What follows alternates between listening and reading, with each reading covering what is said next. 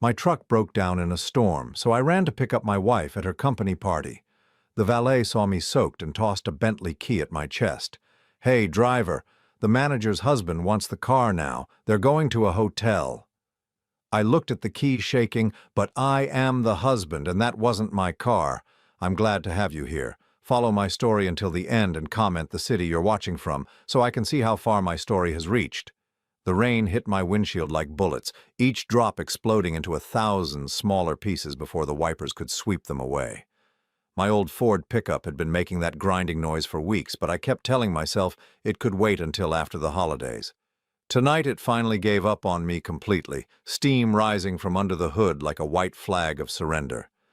I pulled over to the shoulder, my hands gripping the steering wheel as the reality sank in. Scarlett was waiting for me at her company's annual holiday party at the Grandview Hotel. She had been talking about this event for weeks, how important it was for her career, how all the executives would be there. I was supposed to pick her up at 9 o'clock sharp. I grabbed my phone and tried calling her, but it went straight to voicemail. The battery icon showed just 5% remaining. Of course, I sat there for a moment, watching other cars speed past me through the storm, their headlights creating streaks of light in the darkness. The Grandview was only 3 miles away. In this weather, drenched to the bone, it would take me about 40 minutes to walk there.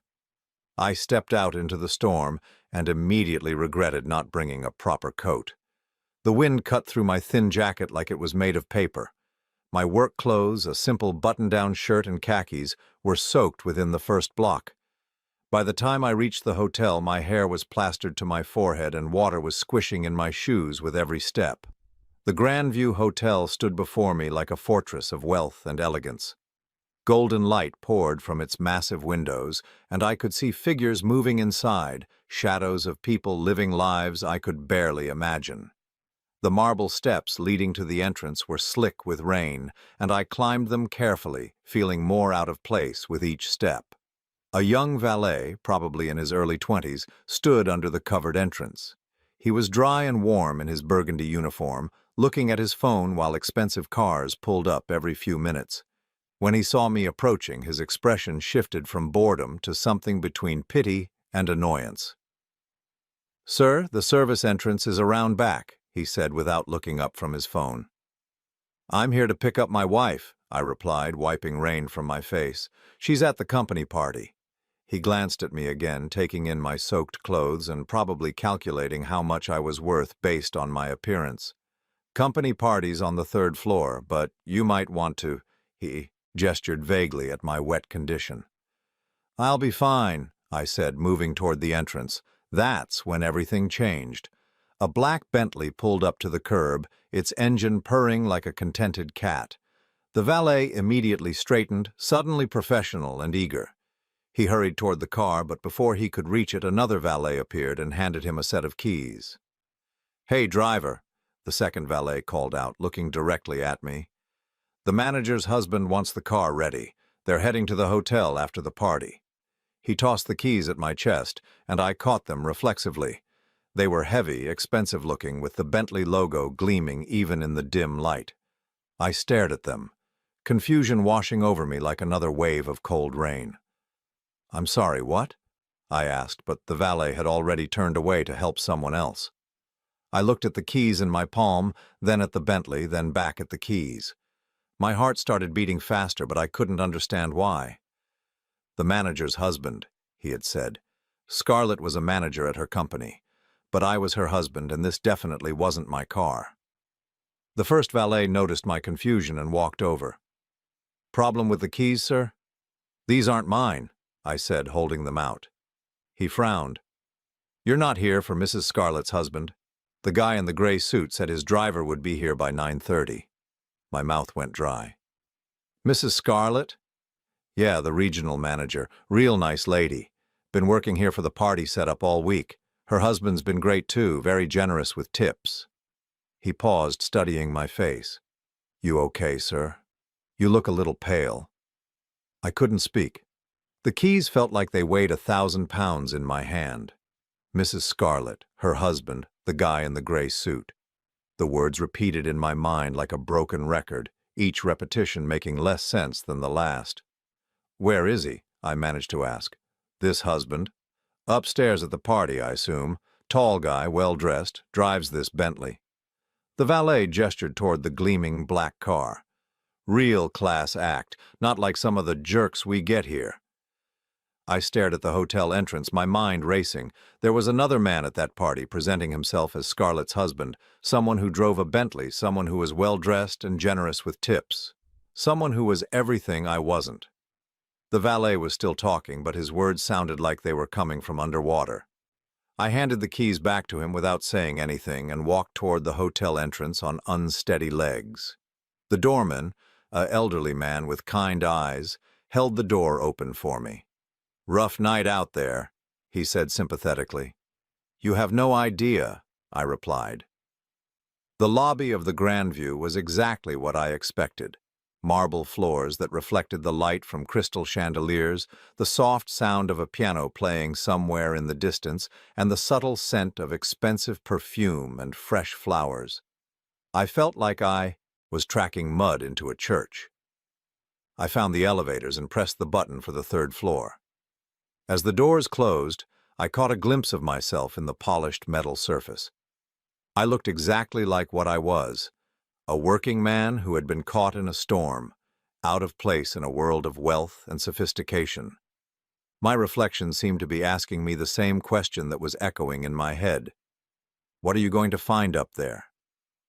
The elevator dinged softly as it reached the third floor and the doors opened to reveal a hallway lined with golden sconces.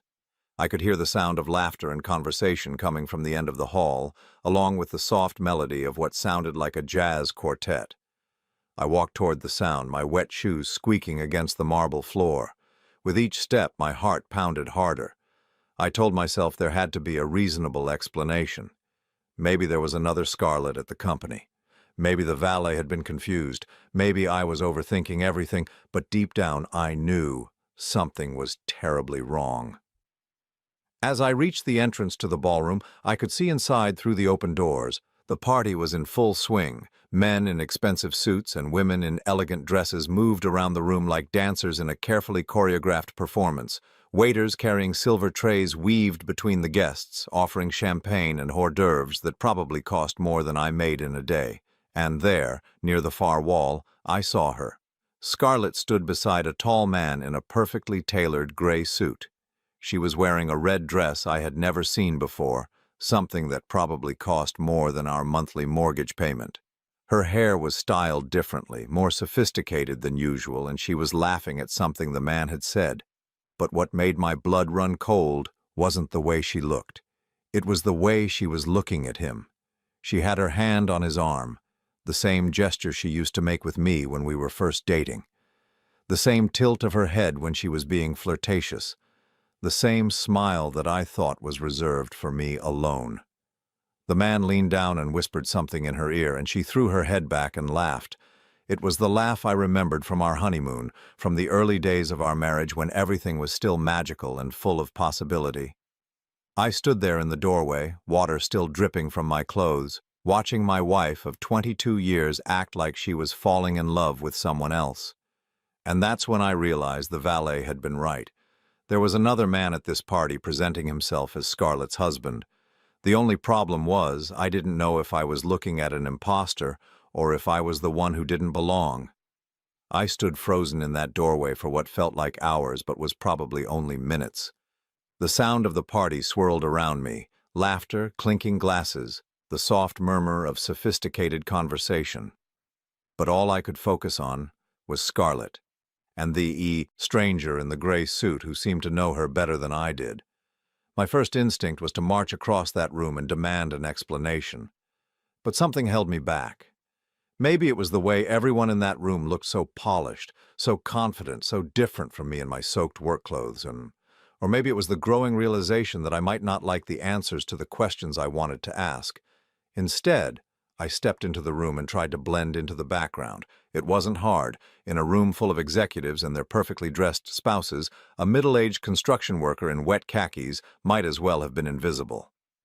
I positioned myself behind a decorative pillar where I could watch without being seen. The man with Scarlett was everything I wasn't.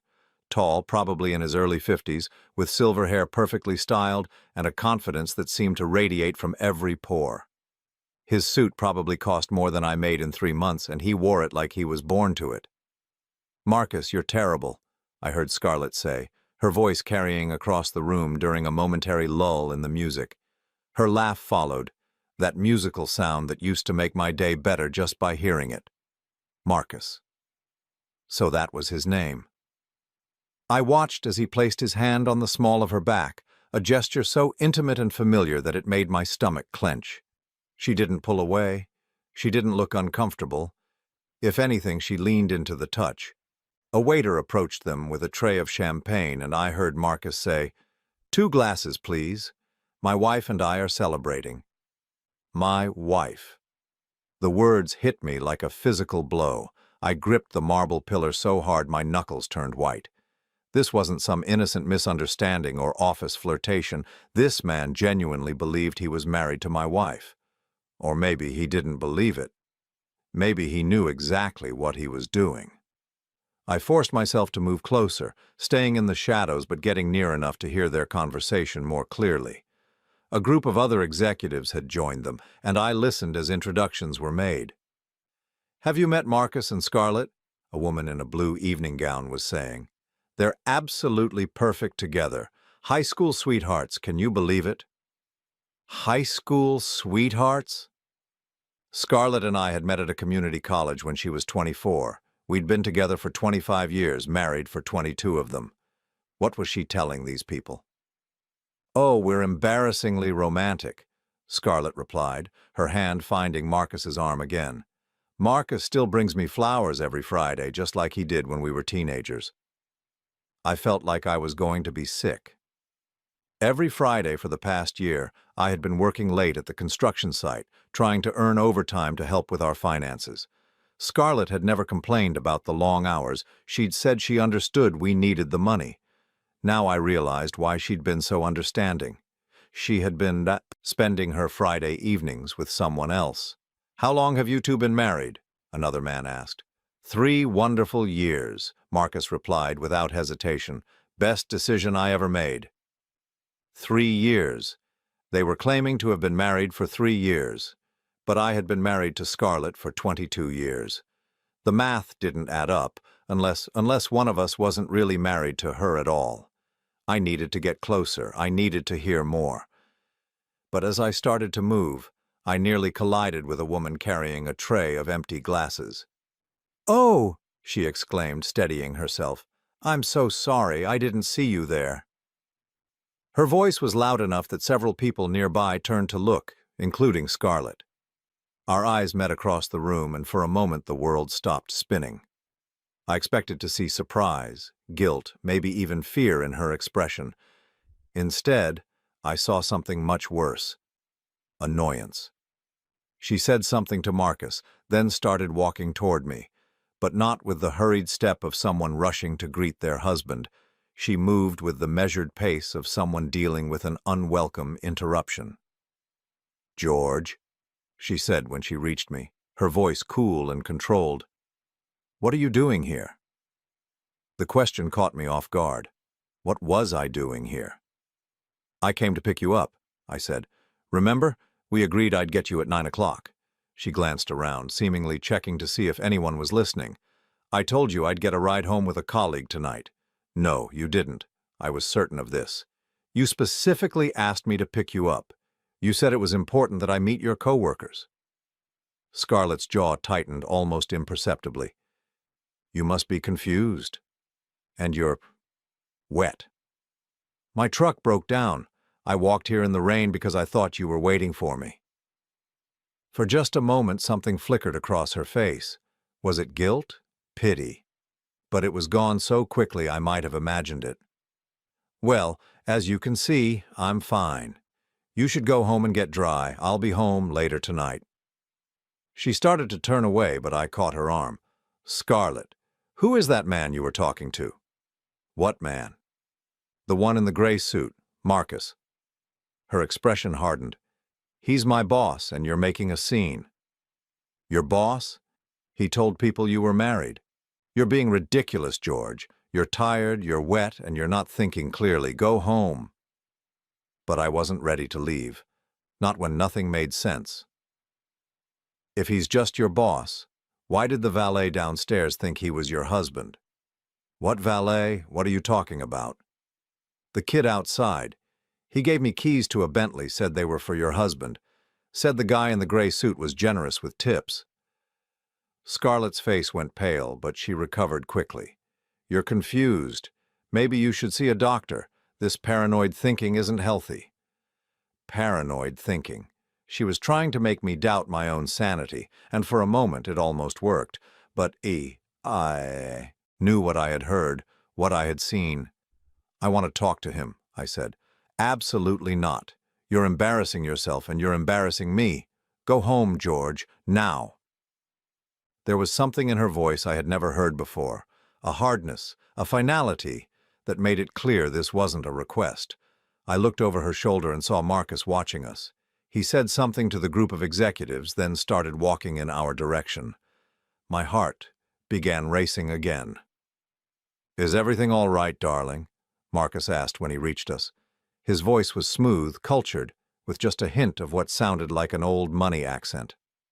Darling. He had called my wife darling. "Everything's fine," Scarlett said quickly. This is George. He works maintenance for the hotel. He was just telling me about a small flooding issue in the lobby." I stared at her in shock. Maintenance for the hotel? She was pretending not to know who I was. Marcus turned to me with a polite but dismissive smile. "Well, I'm sure you'll get that sorted out. These old buildings can be tricky." "I'm not," I started, but Scarlett cut me off. "Thank you, George. I'm sure you need to get back to work." The dismissal was so smooth, so complete, that for a moment even I began to wonder if I was losing my mind. Was I really standing in this elegant ballroom, soaked to the skin, being dismissed by my own wife as hotel maintenance staff? Marcus put his arm around Scarlett's waist and guided her back toward their group. I heard him say, "Poor fellow looked a bit confused. Probably been working too hard." I stood there alone, watching them rejoin the party as if nothing had happened. But something had happened, something that turned my entire world upside down. My wife of 22 years had just pretended not to know me. She had introduced me as hotel maintenance staff and dismissed me like I was a stranger interrupting her evening, and the man she was with, the man who called her darling and claimed to be her husband, seemed to genuinely believe he belonged with her. I needed answers, and I wasn't going to get them standing in this ballroom feeling sorry for myself. I made my way back to the elevator, my mind racing with possibilities, each one worse than the last. In the lobby, I found the same valet who had given me the Bentley keys. He was still standing by the entrance, now helping guests with umbrellas as they arrived. "Excuse me," I said, approaching him. He looked at me with recognition. "Oh, hey. You find the owner of those keys?" "About that," I said carefully. "The man upstairs, the one with the Bentley. How long has he been coming here?" The valet shrugged. "Marcus, maybe 2 years, give or take. Always comes to these company events with his wife. Real nice couple." 2 years. They had been presenting themselves as a married couple for 2 years. "And you're sure they're married?" "Oh yeah, definitely. She always wears this huge diamond ring, and they're always all over each other. Plus, he tips like a married man trying to impress his wife, if you know what I mean." He grinned. I felt the blood drain from my face. Scarlett still wore her wedding ring at home, the one I had given her 22 years ago, but apparently she had another ring for her other life. "You okay, sir?" the valet asked, noticing my expression. "Fine," I managed, "just fine." But I wasn't fine. Nothing was fine. As I walked back out into the storm, one thought kept repeating in my mind. If Scarlett had been playing the role of Marcus's wife for 2 years, what did that make me? I didn't sleep that night.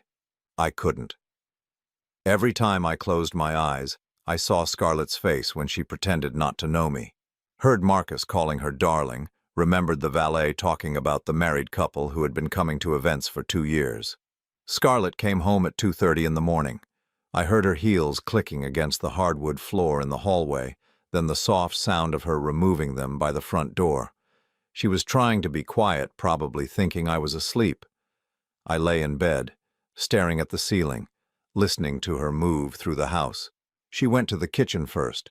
I heard the refrigerator open and close, the soft clink of a glass being set on the counter. Then she came upstairs, her stockinged feet silent on the carpeted steps. She slipped into the bedroom like a ghost, moving carefully in the darkness. I kept my breathing steady and even, pretending to be asleep. I felt the mattress dip slightly as she sat on her side of the bed to remove her jewelry. The sound of her earrings being placed on the nightstand was as familiar to me as my own heartbeat. But tonight there was another sound, the soft metallic click of a ring being removed. Not just any ring, a heavy ring, the kind that would make that particular sound.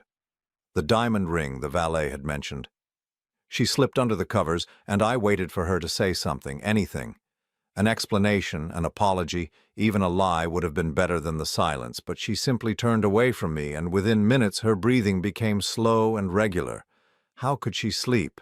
How could she lie there so peacefully after what had happened? I stared at her back in the darkness, this woman I had shared a bed with for over 2 decades, and realized I didn't know her at all. The next morning, Scarlett got up early as usual. I heard her in the shower, then moving around the bedroom getting dressed. Still pretending to be asleep, I watched through half-closed eyes as she went through her morning routine. The same routine she had followed for years: shower, hair, makeup, clothes. But today I noticed things I had never paid attention to before. The way she spent extra time on her hair, styling it more carefully than she did on regular workdays. The expensive makeup I hadn't realized she owned. The clothes in her closet that I didn't remember buying for her. When had she acquired all of these things? And more importantly, how had she paid for them? She kissed my forehead before leaving, the same goodbye kiss she had given me every morning for years. "Have a good day, honey," she whispered, her voice tender and familiar. The hypocrisy of it made my stomach turn. After she left, I got up and went to her side of the closet. I had never been the type of husband to go through his wife's things, but then again, I had never been in this situation before. Her clothes were organized meticulously, as they had always been. But as I looked more carefully, I realized that nearly half of what hung there was new to me. Expensive dresses, designer shoes, jewelry boxes I had never seen before. I opened one of the jewelry boxes with trembling fingers. Inside was the ring the valet had mentioned, a massive diamond solitaire that probably cost more than my annual salary. Beside it was a matching wedding band. Wedding band. I sank onto the edge of the bed, staring at the rings in my palm. They were beautiful, clearly expensive, and completely foreign to me. These weren't anniversary gifts I had forgotten about or family heirlooms I had overlooked. These were wedding rings from another marriage. My hands shaking, I went to Scarlett's dresser and began opening drawers. I told myself I was looking for an explanation, something that would make sense of what I had discovered. But deep down, I think I already knew what I was going to find. In the bottom drawer, underneath a stack of silk scarves I had never seen her wear, I found a manila folder. Inside were documents that made my world collapse completely. Divorce decree, final and absolute. Dated January 15th of 2022, nearly 2 years ago. I read the document 3 times before the words sank in. George Henry Patterson and Scarlett Marie Patterson were officially divorced. The marriage, that I thought was still intact, that I had been living every day for the past 2 years, had been legally dissolved without my knowledge. But that was impossible. I would have known if we were getting divorced. I would have had to sign papers, appear in court, something. You can't divorce someone without their knowledge. Can you? I kept reading, looking for answers. According to the paperwork, I had been served with divorce papers at my workplace on September 20th, 2021. I had supposedly responded through an attorney and agreed to all terms. The divorce was finalized 4 months later on grounds of irreconcilable differences. None of this had happened. I would have remembered being served with divorce papers. I definitely would have remembered hiring an attorney or agreeing to any terms.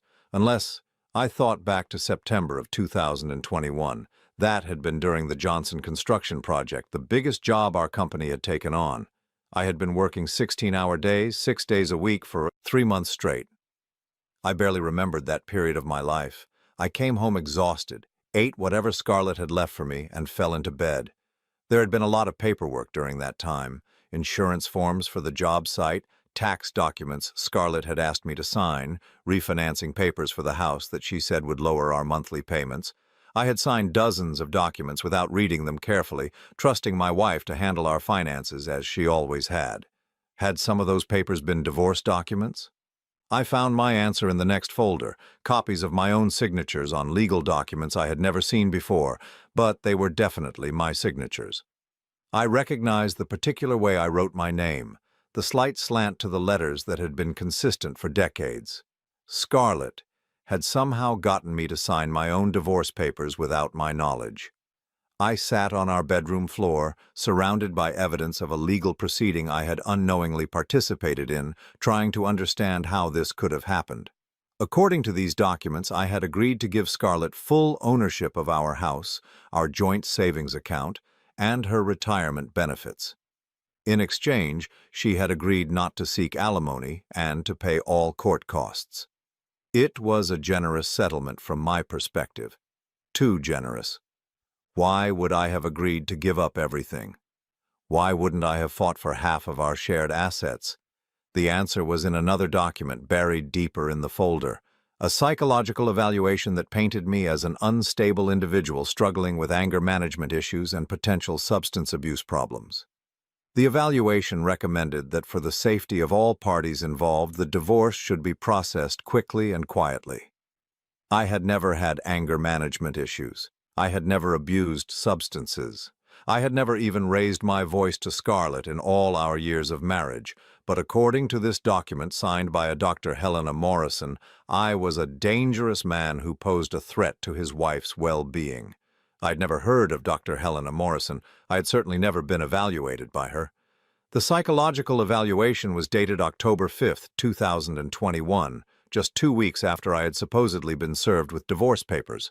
According to the timeline, I had been evaluated, diagnosed as unstable, and deemed dangerous, all within a span of days I couldn't even remember clearly. But the most damning piece of evidence was at the bottom of the folder: a restraining order, filed by Scarlett against me on October 10, 2021. The order stated that I had made threats against her life and the lives of her co-workers, and that I was not to contact her directly or indirectly during the divorce proceedings.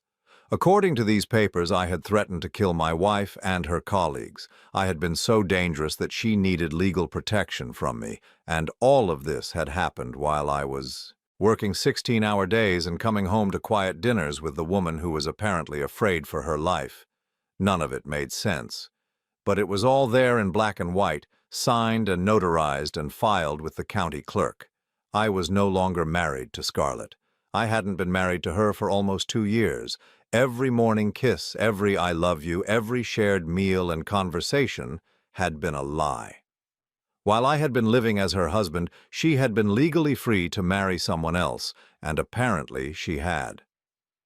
I found the marriage certificate in the last folder: Scarlett Marie Patterson and Marcus William Henley, married in a private ceremony on June 18, 2022. 5 months after our divorce was finalized, they had been legally married for over a year. I stared at the marriage certificate until the words blurred together. According to this document, Scarlett had stood in front of an officiant and promised to love, honor, and cherish Marcus William Henley. She had worn a white dress and exchanged rings and vows while I was at home, waiting for her to come back from what I thought was a business conference. I remembered that weekend. She had told me she was going to a 3-day training seminar in Chicago. She had kissed me goodbye on Friday morning and told me she loved me. She had called me Saturday night to say goodnight and tell me she missed me. She had been on her honeymoon with another man. The betrayal was so complete, so methodical, that I couldn't process it all at once. This wasn't an affair that had gotten out of hand or a marriage that had slowly fallen apart. This was a calculated plan to erase me from her life while keeping me around as some kind of security blanket or backup plan. But why? If she wanted to be with Marcus, why not just ask for a divorce honestly? Why go through the elaborate charade of forged documents and fake psychological evaluations? The answer was in the final document in the folder. A life insurance policy, taken out on me just 3 months before the divorce papers were filed. The beneficiary was listed as Scarlett Marie Patterson, and the payout was $500,000. $500,000 if I died while we were still legally married. But we had divorced in January. The policy would have become invalid once our marriage was dissolved unless she had never told the insurance company about the divorce. I called the insurance company from my cell phone, my hands shaking as I dialed the customer service number printed on the policy documents. "Hi, I'm calling to check the status of a life insurance policy," I told the representative who answered. I gave her my policy number and social security number. "Yes, Mr. Patterson, I have your account here. How can I help you today?" "I need to know who the current beneficiary is on the policy."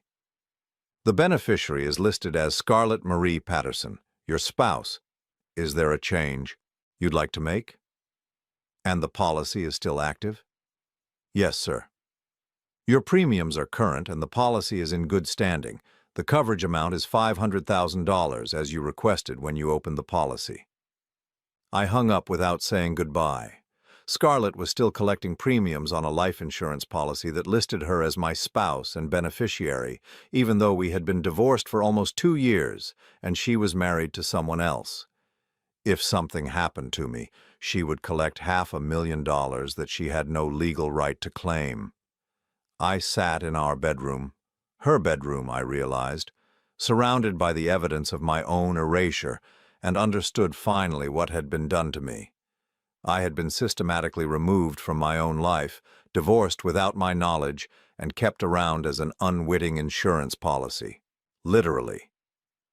But there was one thing Scarlett hadn't counted on.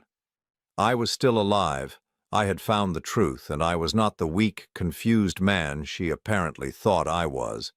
It was time to remind her who she was really dealing with. The question was, what was I going to do with what I had learned? And more importantly, what else didn't I know about the life I thought I had been living? I spent the rest of that day making copies of every document in Scarlett's secret files. I photographed each page with my phone, then drove to a copy center and made hard copies of everything. I put the originals back exactly where I had found them, but now I had evidence of what she had done to me. By the time Scarlett came home that evening, I had decided how to handle this. I wasn't going to scream or throw accusations around like some jealous husband. I was going to be calm, methodical, and see just how deep this deception went. She came through the front door at her usual time, 6:30, carrying her briefcase and wearing the same professional smile she had worn for years. "Hi, honey," she called out, her voice bright and cheerful. "How was your day?" "Fine," I replied from the kitchen, where I was sitting at our small table with a cup of coffee and the manila folder beside me. "How was yours?" She came into the kitchen, set her briefcase down, and kissed the top of my head just like she had done thousands of times before. But now I noticed things I had missed before: the faint scent of expensive cologne that wasn't mine, the way her hair was slightly mussed despite having been perfectly styled that morning, the subtle smear of lipstick that suggested it had been reapplied recently. "Oh, you know, same old corporate nonsense," she said, opening the refrigerator and pulling out a bottle of white wine. "Marcus had us all working late on the quarterly projections. That man never knows when to quit." Marcus. She had just mentioned him casually, naturally, as if he were nothing more than a demanding boss. The audacity of it took my breath away. "Marcus," I repeated. "Your boss." She poured herself a generous glass of wine, then offered the bottle to me. I shook my head. "He's been really pushing hard lately. I think he's worried about the board review next month." I watched her face carefully as she spoke. There was no hint of guilt or deception. She looked exactly like a wife coming home from a long day at work, complaining about her demanding supervisor. If I didn't know better, I would have believed every word. "Scarlett," I said, my voice steady and calm, "I need to ask you something." "Of course." She leaned against the kitchen counter, wine glass in hand, looking relaxed and open. "What's on your mind?" Are we married? She blinked, her smile faltering slightly. What kind of question is that? Of course we're married.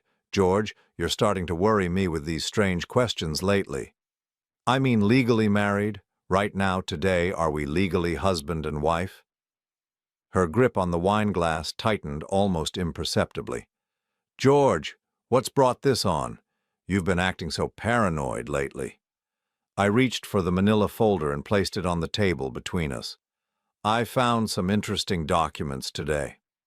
The color drained from Scarlett's face so quickly I thought she might faint. She set her wine glass down with a trembling hand and stared at the folder like it was a snake coiled to strike. Where did you get that? She whispered. From your dresser. Bottom drawer under the scarves. She closed her eyes and took a deep breath. When she opened them again, something had changed. The warm, familiar woman I had lived with for over 2 decades was gone, replaced by someone cold and calculating. You had no right to go through my private things, she said, her voice sharp. My private things? I opened the folder and pulled out our divorce decree. This says we were divorced almost 2 years ago. Were you planning to mention that to me at some point? Scarlett stared at the document, her jaw working silently. For a moment I thought she might try to deny it, to claim the papers were fake or that I was misunderstanding something. Instead, she laughed, a bitter, humorless sound that chilled me to the bone. Well, she said, straightening her shoulders and lifting her chin, I guess we're finally having this conversation. What conversation? The one where you explain how you divorced me without my knowledge? You signed the papers, George. Your signature is right there. She pointed at the document with a perfectly manicured finger. I didn't forge anything. You tricked me into signing them. You buried them in a stack of other documents when I was working 16-hour days. She shrugged, as if this were a minor technicality. You should have read what you were signing. That's not my fault. The casual cruelty of her response stunned me. This woman who had shared my bed and my life for over 20 years was treating the dissolution of our marriage like a clerical error I should have caught. Why, I asked. If you wanted a divorce, why not just ask for one? Why the elaborate deception? Scarlett picked up her wine glass and took a long sip before answering. Because you would have fought me on it. You would have wanted counseling and mediation and all that ridiculous, let's save our marriage nonsense. This way was cleaner. Cleaner for who? For both of us. She moved to the kitchen island, putting distance between us. George, let's be honest about what our marriage had become. You working construction for $40,000 a year, me climbing the corporate ladder. We were growing apart. We wanted different things.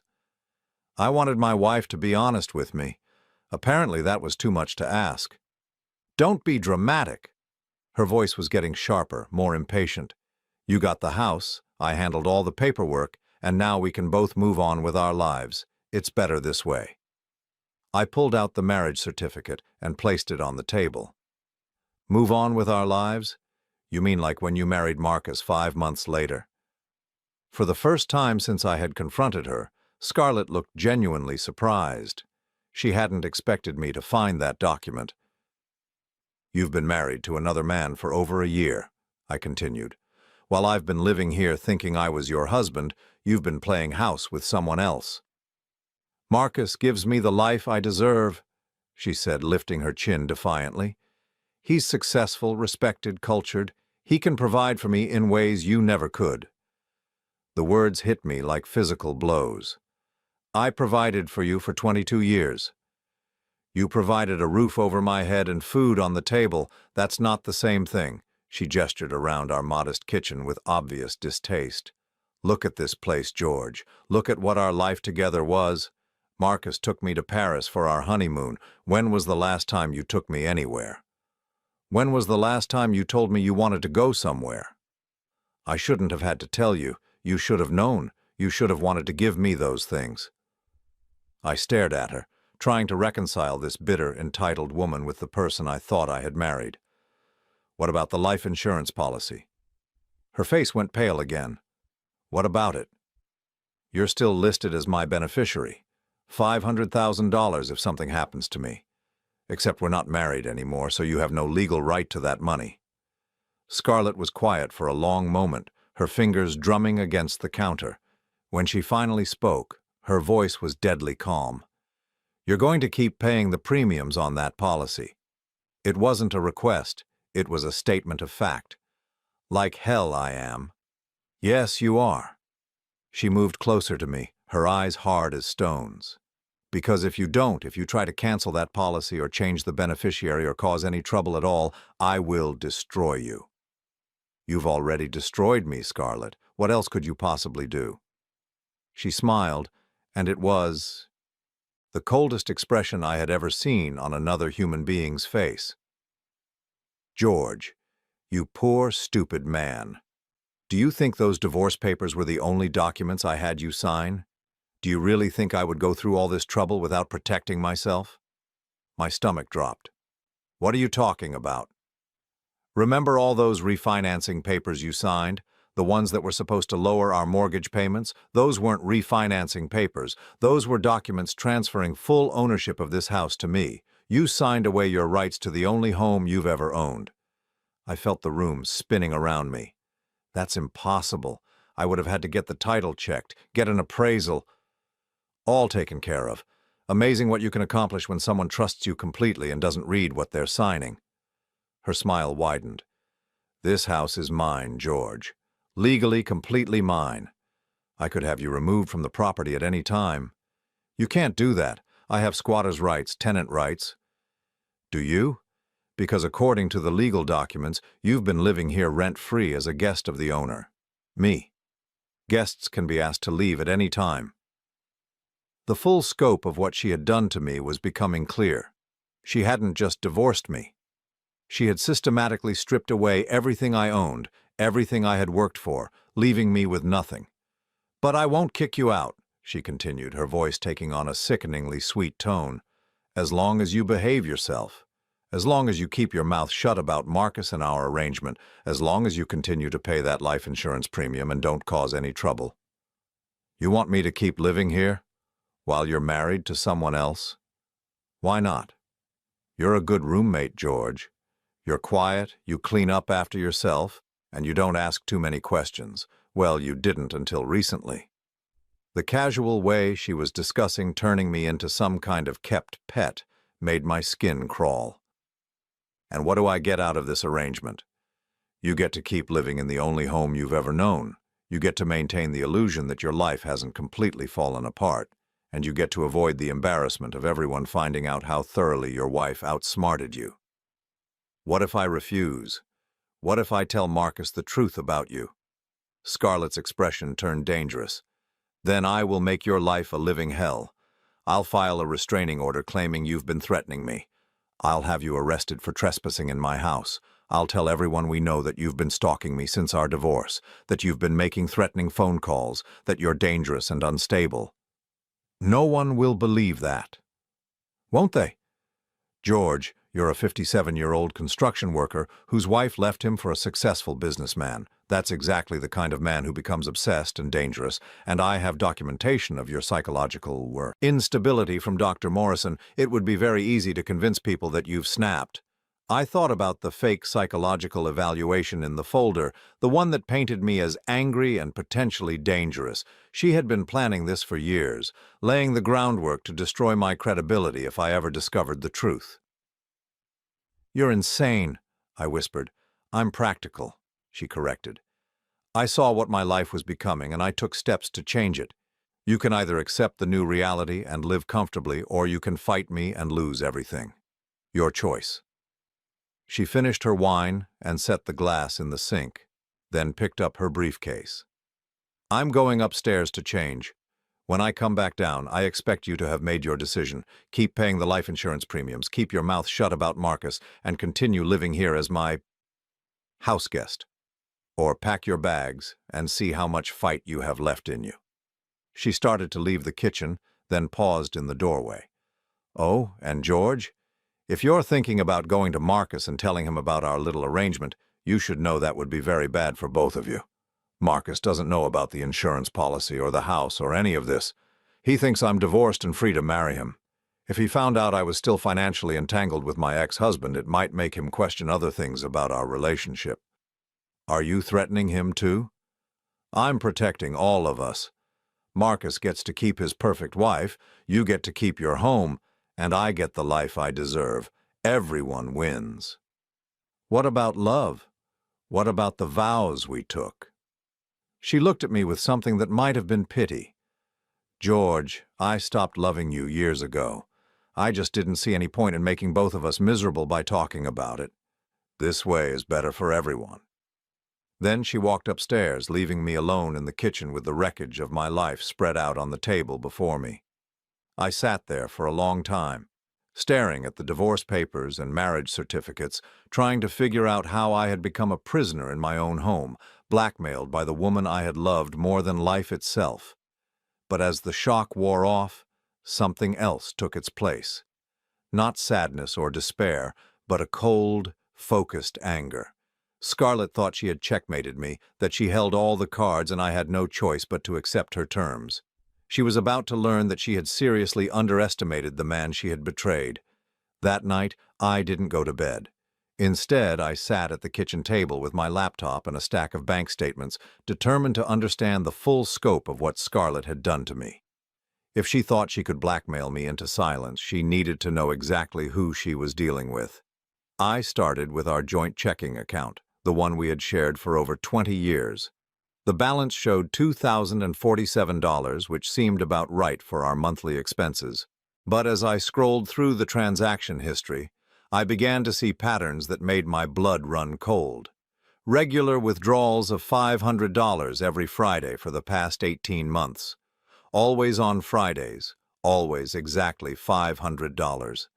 Cash withdrawals from ATMs I didn't recognize, in parts of the city I never visited. I did the math. $500 times 52 weeks times 18 months.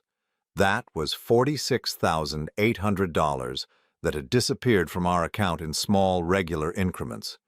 But that was just the beginning.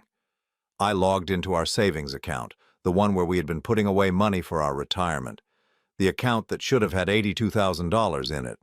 The balance showed $1,412, $80,000 gone. My hands were shaking as I pulled up the transaction history. The money had been transferred out in larger chunks over the past 2 years. $10,000 here, $15,000 there, always to accounts I didn't recognize. The transfers were all electronically authorized with what appeared to be my digital signature. I had never authorized any of these transfers. Next, I checked our retirement accounts. My 401k from the construction company was untouched. Scarlett didn't have access to that. But our joint IRA, the one we had been funding together for 15 years, had been completely liquidated. $123,000, withdrawn over a period of 6 months and transferred to an account I had never heard of. The early withdrawal penalties alone would have cost us over $12,000. I sat back in my chair, trying to process the magnitude of the theft. Scarlett hadn't just divorced me without my knowledge, she had systematically drained every account we shared, stealing nearly $250,000 that represented decades of careful saving and planning for our future. But she had been clever about it. The withdrawals were spread out over time, small enough individually that they wouldn't trigger any bank alerts, and they had all been made electronically using digital signatures that appeared to be mine. I opened my laptop and began researching digital signature fraud. What I learned made my stomach churn.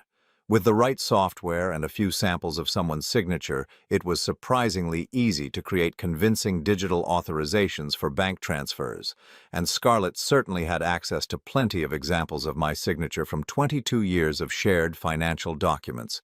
I needed to understand where the money had gone. I called our bank's customer service line, prepared to spend hours on hold if necessary.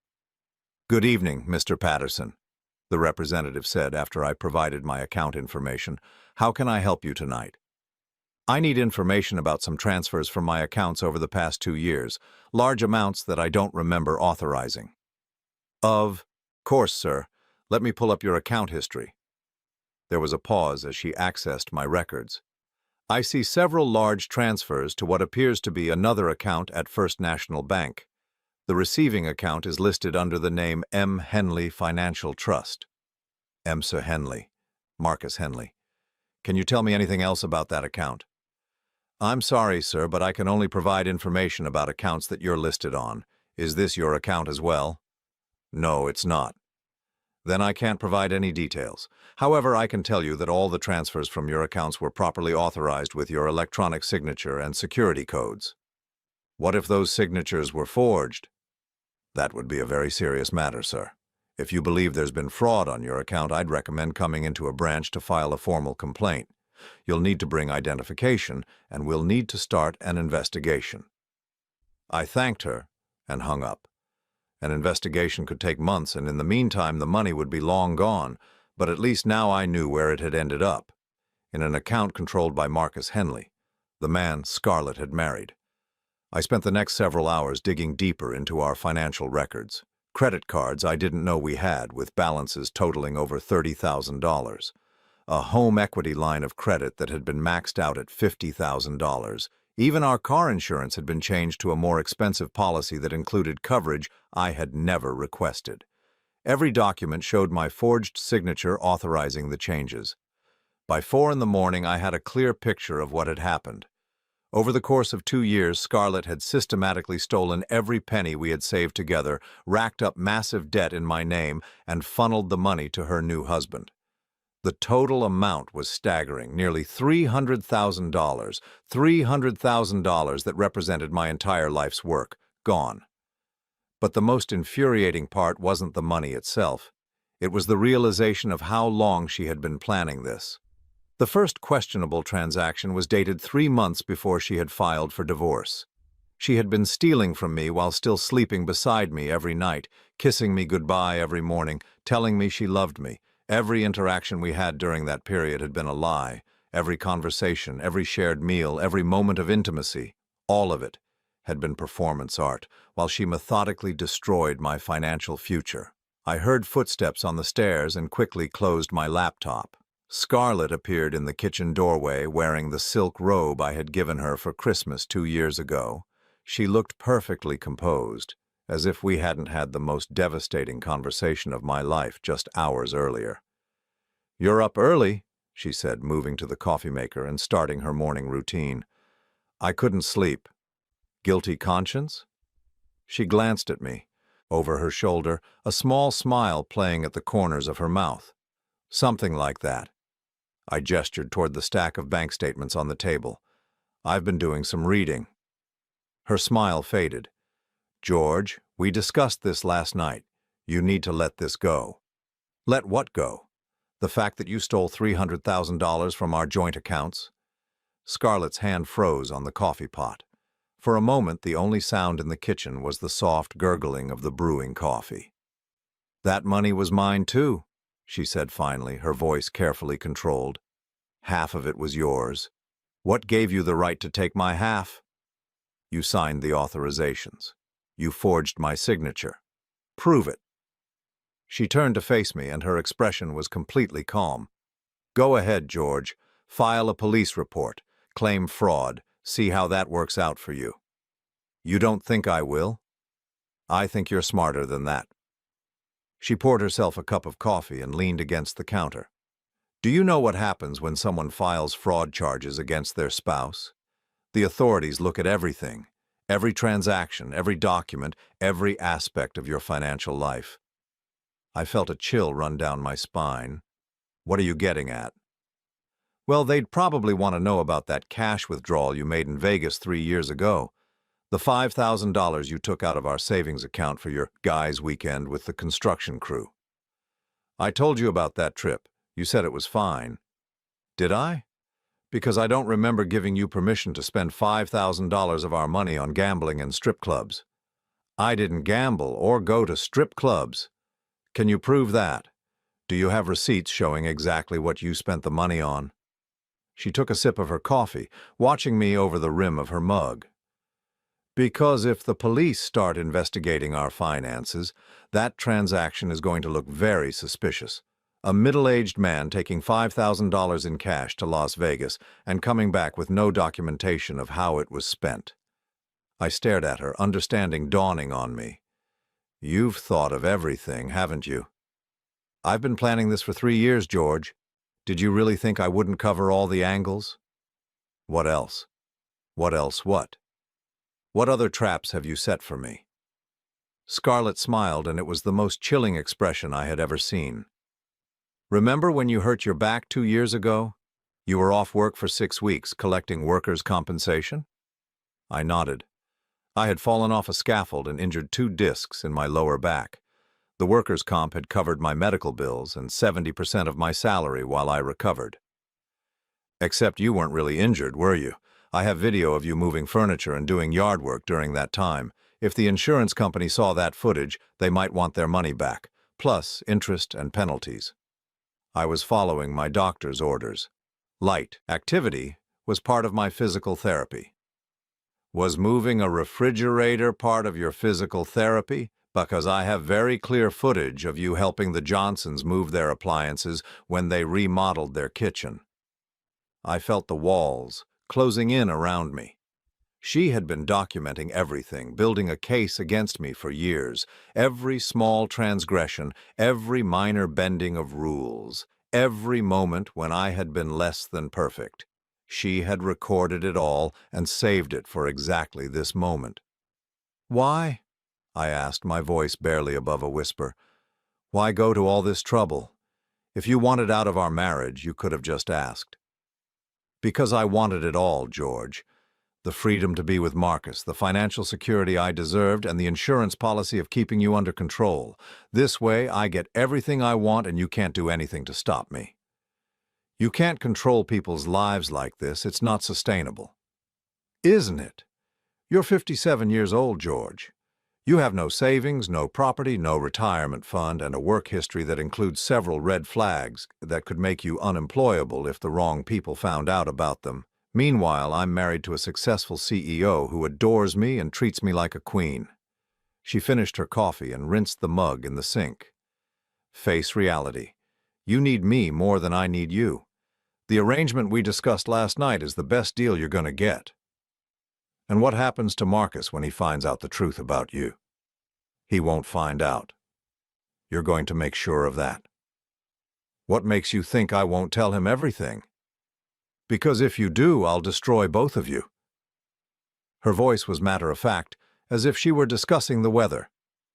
Marcus has no idea about the insurance policy or the house or any of our financial arrangements. If he found out I was still connected to my ex-husband, he'd start asking questions. And if he starts digging into my past, he might discover some things that would be very bad for his career.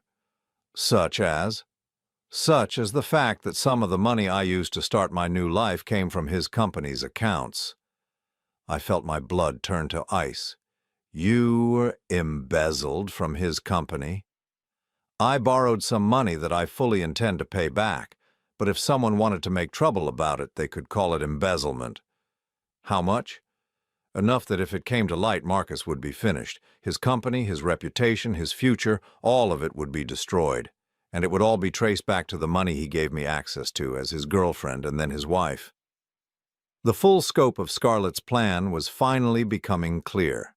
She hadn't just betrayed me. She had set up Marcus to take the fall for her crimes if anyone ever got too close to the truth. She had positioned herself as the innocent wife who had been manipulated by her criminal ex-husband, while Marcus would be seen as either complicit or incompetent for not catching the theft. You're going. To destroy him too, I said. Only if I have to. If everyone behaves and follows the rules I've set up, no one gets hurt.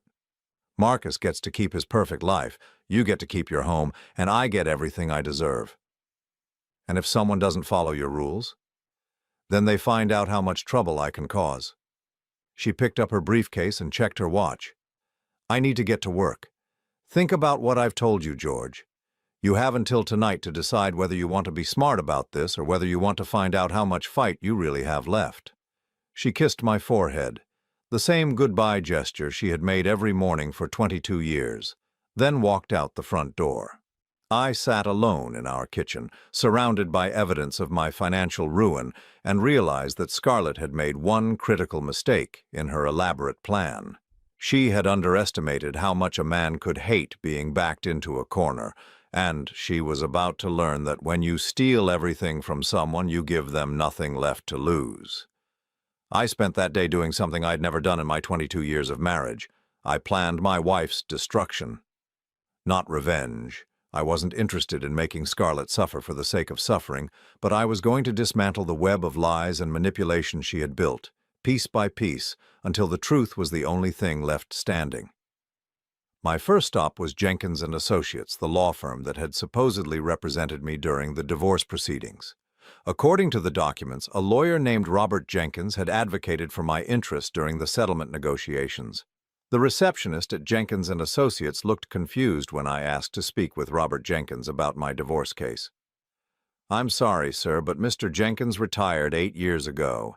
He hasn't taken on any new clients since 2015. But he represented me in a divorce that was finalized in January of 2022. She checked her computer system, frowning. "I don't see any record of a Robert Jenkins representing anyone by that name. Are you sure you have the right law firm?" I showed her the documentation with the firm's letterhead and Jenkins's signature. She studied it carefully, then called over an older lawyer who had worked with the firm for decades. "This is definitely our letterhead," he confirmed, "but this signature isn't Bob Jenkins. I'd know his handwriting anywhere. We worked together for 15 years. This is a forgery." So Scarlett had forged not only my signature, but also created fake legal representation to make the divorce appear legitimate. The sophistication of her deception was staggering, but it also meant she had committed multiple felonies in the process. My next stop was Dr. Helena Morrison's office, the psychologist who had supposedly evaluated me as unstable and dangerous. According to the psychological evaluation in Scarlett's files, Dr. Morrison had a practice on 5th Street downtown. There was no Dr. Helena Morrison at that address. In fact, the building was a dental office that had been there for over 10 years. I asked the receptionist if she had ever heard of Dr. Morrison. "Never heard that name," she said. "And I've been working in this building for 8 years. There's never been a psychologist's office here." I drove to the state licensing board and asked them to look up Dr. Helena Morrison. After 20 minutes of searching their database, they confirmed what I already suspected. There was no licensed psychologist by that name in the state. The evaluation that had branded me as mentally unstable had been written by someone who didn't exist. But the most important stop was my final one, Marcus Henley's office. Henley Industries occupied 3 floors of a gleaming downtown tower. The lobby was all marble and glass, with expensive art on the walls and fresh flowers that probably cost more than I made in a week. I told the receptionist I needed to speak with Mr. Henley about an urgent financial matter involving his wife. "I'm sorry, but Mr. Henley is in meetings all afternoon. Can I schedule an appointment for next week?" "Tell him it's about Scarlett and some money that belongs to me. Tell him if he doesn't see me today, he's going to read about this in the newspaper tomorrow." She made the call, and 5 minutes later, I was being escorted to the executive floor. Marcus Henley was exactly what I had expected. Tall, distinguished, wearing a suit that cost more than my truck. His office was impressive, floor-to-ceiling windows overlooking the city, mahogany furniture, and family photos that included several pictures of him with Scarlett. "Mr. Patterson," he said, extending his hand, "I understand you wanted to discuss my wife. Please have a seat." "Thank you for seeing me, Mr. Henley. This isn't easy, but there are some things about Scarlett that you need to know." His expression grew wary. "What sort of things?" I opened the folder I had brought with me and placed the documents on his desk. "These are copies of legal papers showing that Scarlett was married to me for 22 years, divorced me without my knowledge 2 years ago, and married you 5 months later while maintaining financial ties to me." Marcus picked up the documents, his face growing pale as he read. "This says you two were divorced in January of 2022. "That's right. The same month you two started dating, according to what she told your friends at the holiday party. But she told me she had been divorced for 3 years when we met. He continued reading, his frown deepening. These financial documents, this account with my name on it. Where did this money come from? From our joint accounts. Accounts that she emptied over the course of 2 years by forging my signature on electronic transfers. Marcus set the papers down and looked at me carefully. Mr. Patterson, these are very serious accusations, if what you're saying is true. It's all true, every word, but there's more. I told him about the life insurance policy, about the house that had been signed away without my knowledge, about the elaborate web of forged documents and fake professionals that Scarlett had created. With each revelation, Marcus's expression grew darker. She told me the money came from her divorce settlement, he said finally. She said her ex-husband had been financially abusive and that she was entitled to everything. She told you the truth about the financial abuse. She just got the victim and perpetrator backwards. Marcus was quiet for a long time, staring out his office window at the city below. Mr. Patterson, assuming everything you've told me is accurate, what do you want from me? I want her stopped, and I want you to know what kind of woman you married before she does the same thing to you. What makes you think she would steal from me? I pulled out the final document from my folder, bank statements I had printed that morning, showing transfers from Henley Industries' corporate accounts to the M. Henley Financial Trust. Because she already has. Marcus grabbed the statements, his eyes widening as he scanned the transactions. These transfers, I authorized these for our household expenses, $50,000 over 6 months for decorating our new house, and look at the dates more carefully. He studied the paperwork, and I watched as the realization hit him. These transfers started before we were married, before she even had legal access to our household accounts. She's been stealing from your company for over a year, small amounts transferred to an account she controls, all with forged authorizations bearing your signature. Marcus's hands were shaking as he set the papers down. How much? Based on these statements, about $75,000 so far. $75,000. He said it like he was trying to make the words make sense. She stole $75,000 from my company. And when it gets discovered, and it will get discovered, who do you think is going to take the blame? The CEO who had access to the accounts, or the wife who was supposedly just following her husband's instructions? The color drained from Marcus's face as he understood the full implications. She set me up. Just like she set me up. The only difference is that you found out before she was finished with you. Marcus stood up and began pacing behind his desk. I need to call our corporate attorneys and our accountants. If there's been embezzlement, there's something else you should know. Scarlett thinks I'm going to keep quiet about all of this. She's been blackmailing me, threatening to accuse me of stalking and harassment if I expose her. Are you going to keep quiet? No, I'm going to the police tomorrow morning to file fraud charges, but I wanted to give you a chance to protect yourself first. Marcus stopped pacing and looked at me. Why? Why warn me instead of just letting this all come out in court? Because despite what Scarlett thinks, I'm not a vindictive man. You didn't know what she was doing. You're as much a victim here as I am. What will happen to her? That depends on what you decide to do. If you press charges for the embezzlement combined with my fraud charges, she's probably looking at several years in prison. Marcus sat down heavily in his chair. My God. I was going to make her a signatory on all our accounts next month. She's been pushing for it, saying it would make managing our finances easier. She's been planning to clean you out completely, just like she did to me. We sat in silence for several minutes while Marcus processed everything I had told him. Finally, he looked up at me. What do you need from me to make this right? Nothing. I just need you to know the truth so you can protect yourself. No, I mean, what do you need to rebuild your life? You said she took everything. I can't ask you for money, Mr. Henley. This isn't your fault. But it is my fault, at least partially. The money she stole from you ended up in accounts that I had access to.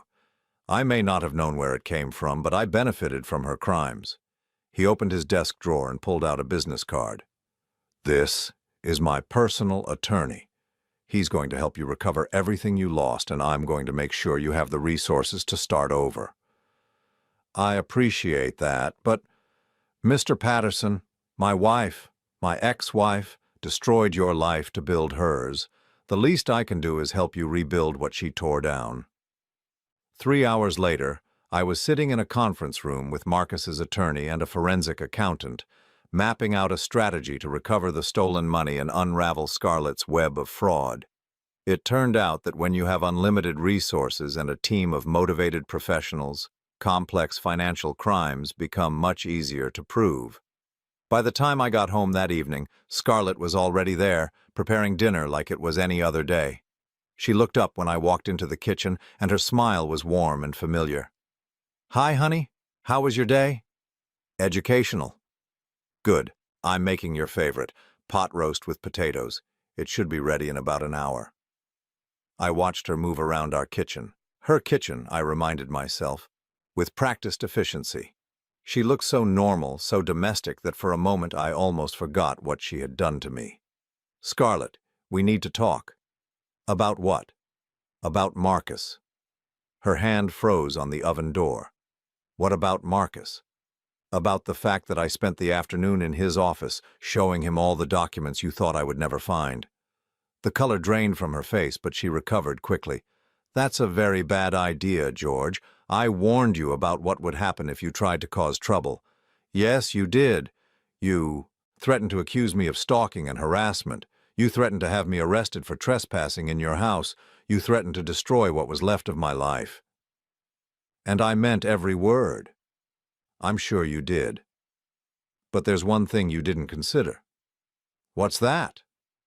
"The fact that I don't care anymore. You've already taken everything I had. You can't threaten someone who has nothing left to lose."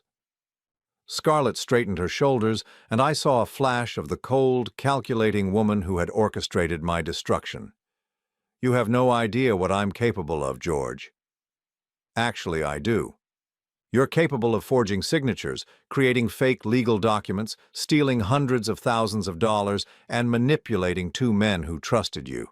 You're also capable of embezzling from your husband's company while setting him up to take the blame." Her face went white. "What did you tell him?" "Everything. About the forged divorce papers, about the stolen money, about the fake psychological evaluation, about all of it. He's meeting with corporate attorneys tomorrow morning to discuss pressing charges." "He won't do it. He loves me." "He loved the woman he thought you were. Once he realized who you really are, that love disappeared pretty quickly." For the first time since I had known her, Scarlett looked genuinely afraid. "You've ruined everything." "No, Scarlett. You ruined everything. I just made sure the truth came to light." She was quiet for a long moment, staring at the floor. When she looked up again, there were tears in her eyes. "George, please, we can fix this. We can work something out. I'll pay back the money. I'll tear up the divorce papers. We can go back to the way things were." "The way things were? You mean with you lying to me every day while systematically destroying my life?" "No, thank you. I made mistakes, but we can get past this. 22 years of marriage has to count for something." It did count for something. It counted for enough that I warned Marcus before going to the police. It counted for enough that I'm giving you 24 hours to turn yourself in before the fraud charges are filed. Turn myself in? Tell the police the truth about what you did. Return the stolen money. Accept responsibility for your crimes. If you do that, you might be able to avoid the worst of the consequences." Scarlett stared at me for a long moment, and I saw the exact moment when she realized her manipulation no longer worked on me. The tears disappeared, replaced by the cold hatred I had glimpsed the night before. "You think you've won, don't you?" "I think the truth has won. That's all I ever wanted." "Well, congratulations, George. You've destroyed 2 marriages and probably sent me to prison. I hope you're proud of yourself." "I didn't destroy anything, Scarlett. I just stopped pretending that what you built was real." She walked out of the kitchen without another word. 20 minutes later, I heard her car pull out of the driveway. She didn't come back that night, or the next day, or ever again. 6 months later, I was sitting in my own apartment, not large, but paid for with money I had earned honestly. Reading a newspaper article about Scarlett's sentencing. 3 years in federal prison for fraud, embezzlement, and forgery. Marcus had testified at her trial describing how thoroughly she had deceived both of us. The house had been sold to pay restitution to Marcus's company. Most of my stolen money had been recovered and returned to me. I had enough to start over, to rebuild the life that had been taken from me. But the most important thing I had recovered wasn't money. It was my sense of self-worth, my dignity, and my belief that the truth still mattered. For 22 years I had loved a woman who turned out to be a stranger, but I had also learned that I was stronger than I had ever imagined, and that even when someone takes everything from you, they can't take away who you truly are. I was 57 years old, starting over from scratch, and for the first time in years I felt completely free.